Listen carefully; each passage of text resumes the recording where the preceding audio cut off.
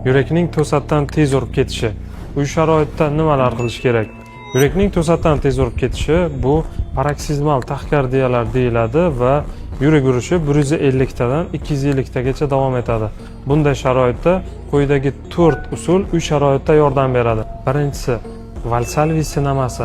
Bunda burun yopiladi, og'iz yopiladi va qattiq kuchanish hosil qilinadi va bu bir necha bor takrorlanadi. Ikkinchisi, bu sovuq suv.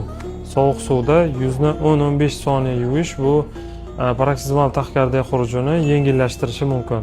Keyingisi bu chuqur nafas olib chiqarish mashqi. Bu ham paroksizmal taxikardiyalarni to'xtatishda yordam beradi. Keyingisi bu o'zingizga qulay joyda, qulay holatda yoki yotoq holatga o'tish ham ancha tinchlantiradi va paroksizmal taxikardiya xurujini to'xtatadi. Agar 20-30 daqiqada yurak tez urishi to'xtamasa, ko'krak qafasida siqilish, og'riq kabi belgilar bo'lsa, bosh aylanish, hushdan ketish kabi belgilar kuzatilsa, siz albatta shoshilinch shifokorga murojaat qilishingiz zarur.